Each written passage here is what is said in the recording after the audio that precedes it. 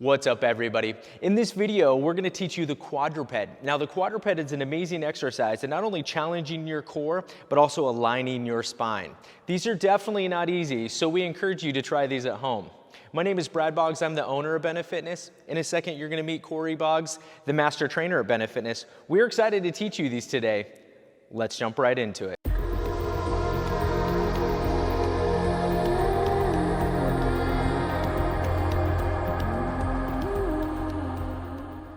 So this exercise that we're going to show you today that's not a plank is called a quadruped. So I'm going to have Brad get down on all fours, actually all sixes, because his knees are on the ground, his toes are on the ground, and his hands are on the ground. All right, so in this position though, Brad's going to make sure his toes are tucked under. Perfect. And then he's driving through the ground with his hands. Perfect, protracting his shoulder blades, and then from here is where it gets a little bit challenging. So I'm gonna have him take his knees off the ground only about an inch. So this position, right now he has a little bit of an arch in his back, so we're gonna try to brace his torso, nice flat back, awesome. So to move from here, we're gonna challenge him, making sure his hips and such don't dance, make sure he stays level. We're gonna put a little flat slider on his back. All right, so now that this slider is on Brad's back, we can do some progressions from here. The goal of this is to not let those hips move from side to side. We wanna make sure his spine is neutral and straight the whole time through. All right, I'm gonna have you rest for a second, Brad.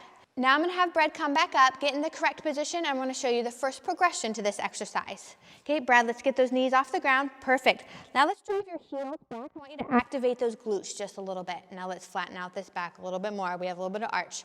There he is, perfect. First progression is I'm just gonna have him march his hand. He's gonna take his right hand just an inch off the ground. And then we'll go his left hand back and forth. Perfect.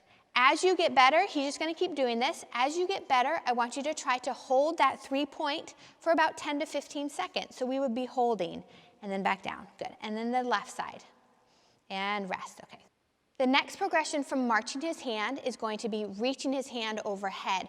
It creates more possibility for his hips to rotate, which we don't want to do in a quadruped position. Possibly with you, if you were to have this on his back, it could possibly slip off if his hips move from side to side. So Brad, I'm gonna have you again, take your knees about an inch off the ground, get stable on all fours, activating your moving those heels back, pressing away. Now I'm gonna have him reach his right arm straight towards the wall. Oop, and rest. As you saw, that's what's not supposed to happen.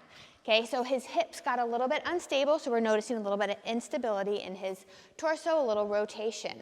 Okay, we're gonna try that again, Brad. Okay, press up, and then reach. Remember, glutes, pushing away the floor, activate your torso, and reach.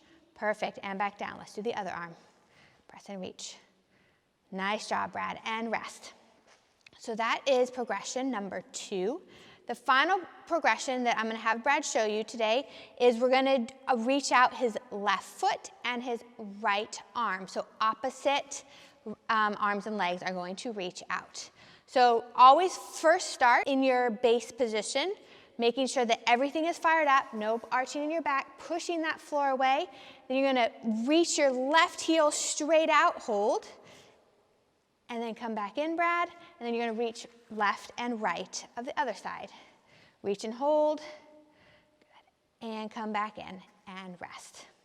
So as you notice, one of the main goals of this exercise is to not let these hips move from side to side, or as I like to say, dance. We don't want our hips to dance. There are other times to dance, not in this position. So when you do this, and as you progress, the goal is to keep those hips level, not letting your torso rotate. These are anti-rotation, and then not letting your spine extend as well. That's why we put this on our back, to allow us to see if we have movement in the hips. So when you progress to each exercise, start with just about 1 second, lifting and raising each arm, and then as you get better, you would reach and hold for about 10 to 15 seconds, seeing if you can do that with a stable hip position. I want to challenge you to try these exercises at home. Start with the first progression. All 4 planted on the ground, holding for 30 seconds, maybe 2 sets, maybe 3 sets. If that's not challenging enough, go to progression number 2, where you march one hand at a time for just about 1 second with those knees off the ground. Being able to do that for about 30 seconds without letting the disc or a ball or whatever you have on your back fall off. For the third progression, I want you to, again, try to be able to reach your opposite arm and your opposite leg out, holding for about 10 to 15 seconds in that 2-point position. It's a challenge, but I want you to try. Remember, this is a foundational core exercise that you should become proficient at. Leave a comment below, let us know what you think. Thanks for joining us today. We'll see you next time.